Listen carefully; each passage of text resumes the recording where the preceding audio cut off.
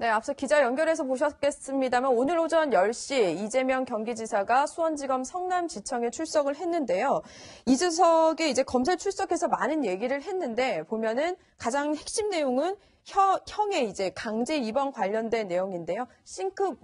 먼저 이재명 지사의 이야기부터 들어보시겠습니다.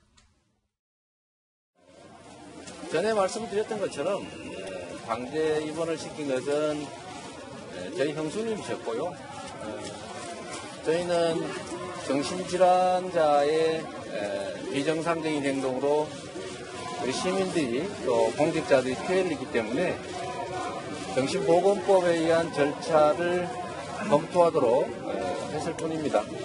오히려 형이라는 이유로 해야 될 일을 안 해서 결국은 정신질환이 도져서 악화돼서 자살 시도하고 결국은 더 악화된 다음에 가족들이 형수님과 조카가 강제 입원시키는 일이 벌어졌다라는 점에 대해서 회한이 많습니다.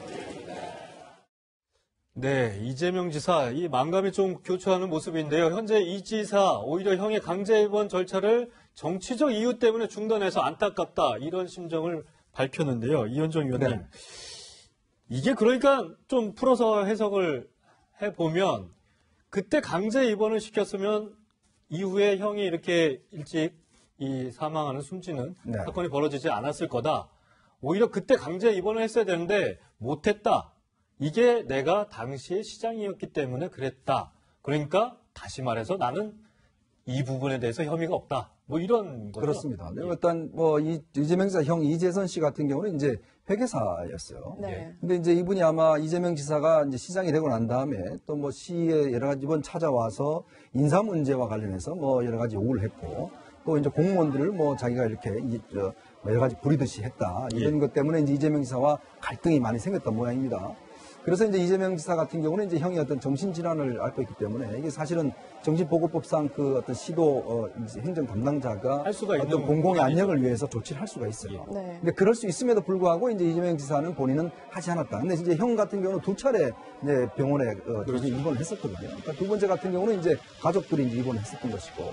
근데 지금 이제 그 경찰 조사 결과 나오는 걸 보면 지금 이제 이재명 지사는 그냥 절차를 검토하도록 했다라고 이야기를 하고 있는데 실제 이걸 받은 이제 보건소장 같은 경우는 좀 다른 진술을 하고 있어요. 이 보건소장 같은 경우 알려지기로는 지금 이분들 같은 경우는 처음에 이게 지시를 하니까 지시를 이행을 안 하니까 다른 데로 전보 조치를 했다라고 이야기를 하고 또 한 명의 지금 그 보건소장은 지금 이제 실제로 하려고 그러다가 이게 위법 사항이 있어서 안 했는데 나중에 만찬 자리에도 배제시키고 굉장히 인사상이 아직 확인된 건 아니지만 이런 증언을 검찰에서 했다라는 거죠. 그런 주장이 지금 경찰 단계에서 했다라는 이제 주장이 있습니다. 이건 아직 확인되지 않은 이야기입니다만은 만약 이게 사실이라고 하면 이 점에서 굉장히 불리할 수는 있습니다.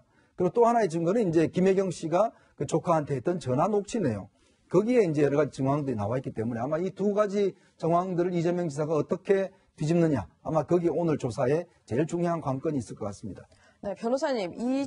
이 지사 지시를 따르지 않아서 이제 그 간부 회식에 참석하지 못했다라는 증언들이 나오고 있는데 이게 만일 검찰이 혐의를 적용하는 데에 어떤 작용이 있을 수 있는 건가요? 근데 지금 사실 이전에 이제 분당구의 보건소장 두 분이거든요. 그래서 두 명의 진술 자체를 보면 상당히 좀 일치한 측면이 있습니다. 그래서 그렇다고 한다면 만약에 지금 이 두 명의 진술이 사실이라고 한다면 왜 이 사람들은 강제 입원 절차를 거부를 했을까? 한 명은 처음부터 거부했고, 한 명은 구급차를 타고 가다가 도저히 이건 아니다 싶어 돌아왔다고 얘기를 하잖아요. 그러면 그거 자체는 이 소장 두 명이 판단할 때는 정신보건법상 절차상 위배가 있다고 생각을 했기 때문에 온 거 아니겠습니까? 네, 부당한 지시였다 그렇죠. 예를 들어서 정신과 의사와 대면을 해서 거기다 어떤 결과물이 있어야 하고, 근데 그런 것이 없는 상태에서 그냥 공공의 이익을 위해서 시장이 얘기한다고 해서 이걸 했다가는 아마 물론 자체 절차에도 문제가 있지만 본인들 자신의 어떤 공무원 지위도 문제가 있다고 생각을 했을 거예요. 이게 굉장히 놀라야 되는 상황이기 때문에. 그래서 지금 검찰 자체 수사를 하고 있는데 이런 보건소장 두 명 말고도 여러 가지 좀 증거를 좀 확보하고 있는 것으로 보여요. 그래서 지금 받고 있는 혐의 중에서 사실은 제일 중요한 것이 아마 이재명 지사한테는 형의 강제 입원과 관련된 부분이 기소가 되느냐, 되지 않느냐 이 부분이 굉장히 도덕적으로도 굉장히 치명적인 부분. 강제 입원했다고 한다면 설사 형이 정신과적인 문제가 있다 하더라도 할지라도 이게 약간 이제 패륜적인 성격이 있잖아요. 네. 그래서 이재명 지사 측에서는 이 부분에서 이제 적극 방어할 수밖에 없는 입장이고 이러한 진술 자체가 신빙성이 있고 또 다른 보강의 증거가 있다고 한다면 이제 검찰에서는 이제 기소할 가능성이 상당히 크다 이렇게 보죠. 그런데 저는 김 변호사님 여기서 좀 궁금한 게 이재명 지사가 뭐 이 추진을 했다 이제 그런 과정을 검토했다. 근데 결국에는 강제 입원을 안 시키고 그 과정을 중단을 했다. 그러니까 결과는 나온 게 없잖아요. 강제 입원을 시키진 않았는데 네. 그런 강제 입원을 지시하지 않았음에도 불구하고 이게 직권남용으로도 이 혐의가 있는 의무 거죠. 없는 일을 행하게 하면 예. 근데 공무원이 이거 절차상 위배가 돼서 해서는 안 될 일이에요. 그런데 시장이 이걸 강제적으로 지시를 해서 하게 하면 입원 단계는 아니더라도 뭐 네. 구급차를 또 갔잖아요. 네. 그래서 그러한 절차적인 행위에 일부 조금이라도 했다고 한다면 직권남용이 될 수 있는 소지가 있고 이 사건 자체는 사실은 물론 뭐 형수랄지 형수의 뭐 딸의 진술도 굉장히 중요하지만 결국 공무원에게 해서는 안 될 일을 시켰다는 게 이제 직권남용죄 아닙니까? 네. 그렇기 때문에 네. 같이 근무했던 관련된 보건소와 관련된 직원들의 진술이 제일 중요하다고 볼 수 있는 거죠. 예. 네. 사실 이런 친형 강제 입원건 관련해서는 지난 지방선거 때 당시 이 바른미래당 김영환 후보가 당사자인 이 후보의 형수와 기자회견을 열어서부터 시작이 됐는데요. 그 장면 잠시 보시겠습니다. 정말 김부선지가 칼을 한번 가슴에서 뽑아내는 것 같이 시원하게 느꼈다고 얘기하면서 울었다고 근데 저 칼이 하나가 아니고 한 6자루 다짜고짜 형님 바꾸라고 시작하면서 욕을 그렇게 해댄 거예요. 가족도 모르고 본인도 모르고 자식도 모르는 사이에 이 진단서가 소견서가 진행되는데 분명히 말씀드리지만 사실이 아닙니다. 뭐 제 아내도 옆에 있지만. 네. 네, 보신 것처럼 이제 검찰이 이와 관련해 지난주 이 지사의 부인인 김혜경 씨를 소환해서 이 조카와 나눈 통화 내용도 이제 조사를 했다고 하는데 검찰에서 이제 구체적으로 어떤 혐의가 있는 거다. 그렇기 때문에 김혜경 씨를 소환한 거 아닌가 이런 생각이 좀 들기도 하거든요. 근데 이제 김영 씨와 관련된 것은 아마 특히 부부 사이잖아요, 이재명 지사하고. 네. 그러니까 이 내용을 제일 잘 아는 사람 중에 하나일 거예요. 그런데 설사 이제 본인이 나는 모르고 적법한 절차에서 했다 이렇게 주장한다 할지라도 우리가 아시다시피 그 녹취록이 공개됐잖아요. 예. 그 녹취록에 의하면은 뭐 그게 좋아. 내 여태까지 니네 아빠 강제 입원을 말렸거든. 이게 아주 키워드적인 얘기예요. 그러면 남편인 이재명 지사가 그 당시에 성남시장 하면서 강제 입원을 시키려고 몇 번 시도했는데 내가 말린 거다. 네. 그런 취지 얘기 아니겠습니까? 예. 그러면 일단 강제 입원을 시키려고 했다는 것은 어느 정도 추단이 되는데 근데 이게 뭐 무조건 유죄 증거는 되는 건 아니죠. 왜냐하면 강제 입원 시키는데 적법한 절차에 따라서 강제 입원을 시키려고 하는 것인지 아니면 일방적으로 나오고 굉장히 감정이 안 좋으니까 강제 입원을 시키려고 한 것인지 네. 그거와는 좀 별개의 문제예요. 그렇지만 그러면 여기서 강제 입원을 말렸다는 의미가 어떤 의미냐 이제 그걸 아마 검찰에서 불러서 조사했을 가능성이 크다고 봅니다. 위원님, 이 시점에서 이재명 지사의 이 여러 가지 혐의가 있는데 좀 정리를 해볼 필요가 있는 것 같거든요. 네. 지금 사실은 이재명 지사가 받고 있는 혐의가 이제 지금 현재로서 한 6가지 정도가. 네. 그 중에 3개는 이제 오늘 기소 혐의로 해서 경찰이 검찰에 넘겼고 오늘 네. 조사가 될 겁니다. 그게 대표적으로 이제 신형 강제 입원 문제하고 아까 이제 리포트에 나왔습니다만은 이제 검사가 아님에도 검사를 자칭해서 이제 150만 원에 약식 기소가 됐는데 네. 문제는 그게 누명이다 이렇게 이야기를 그게 했었고. 선거 때 그런 얘기를 그렇죠. 했어가지고. 그리고 이제 대장동 개발과 관련된 허위사실 관련 사건. 이게 개발 계획이 확정이 안 됐는데 확정이 됐다라고. 근데 이제 확정이 됐는데 이야기. 이제 수익이 확정이 안 됐는데 그렇죠. 마치 수익을 확정해서 내가 이렇게 돈을 많이 벌었다 시에서 시장할 때 이런 부분 때문에 그런 거 그렇습니다. 알고 있는데 그러다 보니까 이거는 이제 예. 확실히 어떤 면에서 이제 경찰 단계에서는 뭔가 혐의가 있다라고 해서 검찰에다 기소 의견을 넘겼기 때문에 오늘 검찰이 결정을 낼 거고 문제는 김부선 씨 문제 같은 거예요. 예. 이거는 사실 이제 문제는 검찰에서는 아직까지 조사가 이게 이제 검찰로 넘어갔지 않습니까? 네. 지금 현재 그래서 이제 성남 지청에서 지금 수사를 하고 있거든요. 네. 그런 면에서 본다면 이건 또 별도의 또 이제 조사가 될 그렇죠. 가능성이 예. 있어요. 예. 그러니까 이거는 좀 더 수사가 아마 장기화될 가능성이 있고 이제 그렇다면 이재명 지사는 지금 물론 이제 부인 김혜경 씨와 관련된 지금 이제 그 해경군 김 씨와 관련된 사건은 이제 부인과 관련된 사건이고 근데 이게 하태경 의원이 또 여기에다가 이제 이재명 지사를 또 같이 고발을 했습니다. 왜냐하면 아니다라고 이야기를 해서 허위사실 공표를 같이 예. 했거든요. 네. 이것도 예. 또한 선거법 위반 혐의예요. 예. 그렇다 보면 아마 12월 13일은 이재명 지사에는 굉장히 기로의 날이 아닌가. 공소시효가 만료되는 날이거든요. 아마 그날의 검찰의 기소 여부를 보면 앞으로 이재명 지사의 어떤 운명이 결정되지 않을까 싶습니다. 사실 이제 이재명 지사의 운명이라고 한다면 이 선거 당시에 허위사실 유포가 만약 유죄로 이제 확인이 된다고 해서 법원 판결이 나오게 되면 지사 자리를 내놓을 수밖에 없는데 이 뭐 재판 기간이 적어도 뭐 3심까지 가면 한 3년 정도 걸린다고 하면 이 지사의 임기 막판에 재판 결과가 나올 가능성이 큰 거잖아요. 원칙전의 선거법 위반에 대해서는 그 재판할 수 있는 기간이 정해져 있어요. 네. 제가 알기로는 이제 1심에서 6개월, 뭐 그다음에 항소심, 상고심 3개월인데 예. 그럼 원칙을 지킨다고 한다면 딱 1년이 걸리죠. 그런데 그렇게 물론 뭐 선거법 위반이 뭐 빨리 선고가 되고 신속하게 이제 끝까지 대법원에서 끝나는 경우도 있지만 네. 상당히 많은 대부분의 선거법 위반 사건은 시간이 굉장히 많이 걸려요. 그래서 법에서 정해진 그 기간을 지키지 않아요. 더군다나 만약에 기소가 된다고 한다면 이 사건 자체가 뭐 단순하게 뭐 돈을 받았냐 받지 않았냐 이런 사건이 아니잖아요. 강제 입원이면 강제 입원에 관한 절차, 네. 뭐 검사 사칭, 뭐 검사 사칭 관련된 부분에서는 뭐 이재명 지사 말이 좀 일리도 있을 수 있어 봐요. 그러니까 뭐 150만 원 선고를 받았는데 법원에서는 유죄가 나왔지만 나는 정말 억울하다. 그런 말을 할 수는 있는 거죠. 애매한 주관적으로. 부분이 그렇죠. 있는 것 같긴 그래서 해요. 이걸 허위 사실을 볼 수 있는지 이제 그런 부분들이 법률적인 부분들이 상당히 많이 깔려 있기 때문에 시간이 굉장히 많이 지체될 가능성이 크고 만약 이재명 지사 측에서 기소가 됐다. 네. 그런데 이게 좀 불리하게 돌아간다. 그러면 사실은 자기 무죄를 입증하기 위해서 전력 투구하다 보면 많은 증거를 내고 많은 사실 조회를 하고 이제 그러다 보면 이 사건 자체는 기소가 되는 걸 전제로 얘기한다고 하면 시간이 굉장히 많이 갈 가능성이 커서 대법원까지 뭐 3년 안에 끝날 수 있을까요? 네. 이렇게 여러 가지 혐의 중에서 이번 주 내내 이제 이 지사 안에 김혜경 씨가 이제 의혹을 받고 있었던 해경궁 김 씨 트위터 계정 사건이 아주 가장 뜨거웠는데요. 오늘 검찰에 출석해서도 기자 질문에도 이렇게 답을 했습니다. 들어보시죠. 해경궁 김 씨 접속지가 집에서 나온 수사 결과에 대해서는 한마디 해주시죠. 우리 언론인 여러분, 보도를 하실 때는 확인을 좀 하십시오. 집에서 나왔다고 하는 거는 포털의 아이디 아닙니까? 무슨 해경궁 김 씨하고 직접 관련이 있습니까? 네. 오늘 이 지사가 검찰에 출석하기 전에 SNS에 글을 또 올렸는데 지금 화면에 보시는 것처럼 사실 해경궁 김 씨 관련된 내용이 많이 있었습니다. 네. 근데 이 점에서 제가 오늘 좀 특이하게 본 게 이 문재인 대통령의 아들이죠. 문준용 씨 특혜 채용 의혹에 관련돼서 뭐 언급을 했어요. 물론 뭐 허위다. 이 점을 분명히 해서 이 본인의 이 김혜경 씨의 부분에 대해서는 관련이 없다.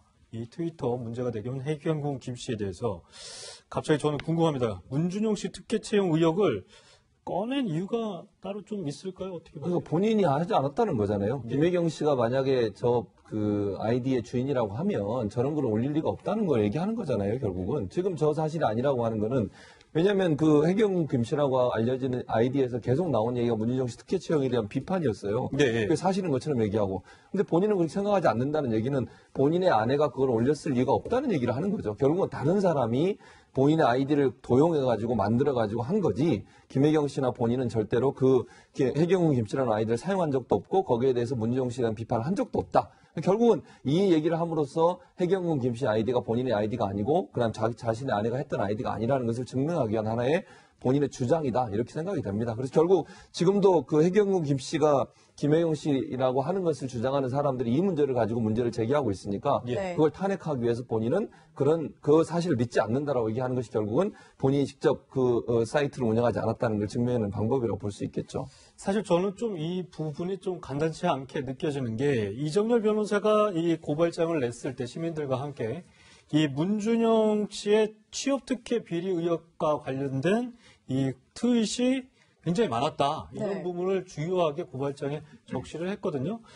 근데 제가 변호사님 이해가 맞는지 모르겠는데 이 문준용 씨의 특혜 의혹이 사실인지 아닌지를 밝혀줘야지만 이게 또 이 트윗 내용이 진실인지 아닌지가 밝혀지는 거 아닌가요? 이게 법리적으로 그렇게 봐야 되는 건데 그럼 문준용 씨의 특혜 채용을 다시 조사를 해야 되는 건가요? 어떻게 되는 거예요? 근데 그건 쉽지 않을 거예요. 이제 일단 문준용 씨 특혜 채용에 대해서 조사하려고 하면 이제 그거 자체는 사실은 형법상 뭐 범죄가 아니기 때문에 네. 뭐 언론에서 공소시효 여부 얘기하는데 그건하고는 달라요. 왜냐하면 허위냐 아니냐를 진실이냐 아니냐를 가리는 데 있어서는 조사를 할 수 있죠. 왜냐하면 지금 형법이 됐건 정보통신망법에 의한 명예훼손이 됐던 간에 구체적 사실을 적시해서 진실을 얘기하는 거하고 허위 사실에 의한 거하고는 형량이 엄청 차이가 납니다. 예. 정보통신망법 같은 경우에는 전형적인 트위터, SNS에 올린 것이 정보통신망법 위반이거든요. 예. 그거에 의한 명예훼손인데 허위 사실이면 7년 이하 징역이에요. 그러니까 형량이 굉장히 높거든요. 네. 그래서 일반적으로 명예훼손에서 허위냐 아니냐 굉장히 중요한 건데 그러면 그 전제로서 지금 허위면 특혜 있으냐 없으냐 그 부분도 사실은 조사하는 게 맞죠. 네. 그런데 그게 지금 가릴 수 있을 수 있는 상황은 아니라고 봐요. 예. 그리고 지난번에 이제 국민의당에서 제보 조작과 관련해서 그게 일단 뭐 허위인 걸로 거의 잠정적 결론이 다 그렇죠. 나왔잖아요. 예. 그래서 지금 허위라는 것 자체는 증거가 없기 때문에 네. 그걸 어떻게 보면 뭐 아무런 문제가 없는 거 아니겠습니까? 그러면 그 부분에 대해서는 트윗을 올린 사람이 입증 책임을 져야 한다고 봐요. 그러면 네. 지금 상황에서는 그걸 허위라고 볼 수 없기 때문에 네. 이거 말이 좀 꼬이는데 특혜가 허위가 아니기 때문에 트위터에 이걸 특혜로 의혹을 제기한 것은 허위가 될 가능성이 크다 이 말이죠. 네. 예, 알겠습니다. 네, 알겠습니다. 그런 가운데 이해찬 민주당 대표가 이재명 지사와 관련해서 어제죠. 이 기자 간담회에서 이렇게 얘기를 했는데요. 들어보시죠. 구체적인 내용에 관해서 우리가 잘 몰라요. 현재로서는 어떤 정무적인 판단을 할 단계가 아니라고 보고 있습니다. 네. 오늘도 이재명 지사가 출석한 검찰 주변의 지지자와 이제 반대 집회가 앞서서 보셨겠죠. 좀 고성이 오가는 부분이 많이 있었는데요. 네. 사실은 이현정 위원님, 내부적으로 여당 입장에서는 이재명 지사에 대해서 많은 부분이 있었는데 어쨌든 이해찬 대표가 딱 정리를 해준 것 같아요. 글쎄 뭐 정리를 하긴 했는데 정리가 됐는지는 모르겠습니다. 예. 이게 왜 그러냐면 사실 이해찬 대표가 대표되는 과정에서 네. 사실 이재명 지사와 어떤 면에서 보면 정치적 동맹관계를 형성했잖아요. 지난 뭐 경기도지사 선거 때도 마찬가지고. 네. 그런 상황에서 아마 이해찬 대표는 이 문제가 자기와 직접 연결되어 있는 문제이기 때문에 만약에 이제 이재명 지사를 출당시킨다든지 이런 조치를 하게 되면 대표에 대해 상당히 영향을 미칠 거라 보기 때문에 아마 이제 본인 입장에서는 이 판결이 나봐야 한다라고 이야기를 하지만 예전에 이런 문제 같은 경우는 사실은 정치권 같은 경우는 이 정치자금법이나 이런 같은 경우는 기소 단계가 되면 일단은 당원권 정지를 하고 예. 출당을 해버립니다. 그다음에 지난번에 서영교 의원 같은 경우도 본인이 논란이 있어서 출당을 시켰다가 다음에 다시 복당을 했죠. 그래서 다시 본인이 명예회복을 했지 않습니까? 자, 그런 과정이라면 저도 지금 이게 계속 이 문제가 나오면서 사실 집권 여당한테 지금 부담을 주고 있는 상황이거든요. 네. 지금 여당의 지지율도 조금씩 떨어지고 있는 상황이니까 이 대표 입장에서 보면 마냥 이거 뭐 판결 끝날 때까지 보자. 그럼 대법원까지 볼 건가요? 예. 그럼 3년 뒤까지 그걸 놔두겠다는 것인데 그래 될 경우는 당이 입을 수 있는 이 피해는 굉장하거든요. 그렇기 때문에 일단 당장에는 뭐 하지 못하지만 일단 저는 아마 12월 13일 날 검찰이 이제 공소시효 만료가 돼서 기소 여부를 결정하면 예. 저는 당도 뭔가 결정을 해야 될 겁니다. 그때 당시에? 그렇죠. 예. 그렇지 않고서는 아마 내년 4월 이제 재보궐선거도 있고 뭐 선거도 이제 다음 후내내는 총선도 있지 않습니까? 네. 그런 여러 가지 영향을 미치고 또 당내에도 상당히 분란을 일으킬 수가 있어요. 아마 그렇다면 아마 이해찬 대표도 이 문제와 관련해서는 마냥 법률적인 판단만 지켜보자 이렇게 이야기하기는 상당히 좀 무리가 있지 않나 싶습니다. 사실 요즘에 저번에도 저희가 소식을 전해드렸는데 이 여당 일각에서 안이 바뀐 얘기가 계속 회자가 되고 있습니다. 근데 이게 이 자리에서 처음 얘기가 나왔거든요. 한번 들어보시겠습니다. 안이 바뀜이라는 얘기가 어제 제가 서울시에 얘기했어요. 그죠? 네. 그게 화제되고 있습니다. 자, 이까지는 나왔는데 안희정 날리고, 그죠? 이재명 날리고, 그 다음 박원순 까불지 마라. 까불면 날린다. 그 다음에 김은 누군가. 이게 화제되고 있는 얘기입니다. 그런 맥락에서 탈당 권유도 받고 갑자기 지사 되자마자 갑자기 경찰 압수수색을 받았잖아요. 소회가 어떠세요? 인생 무상이죠.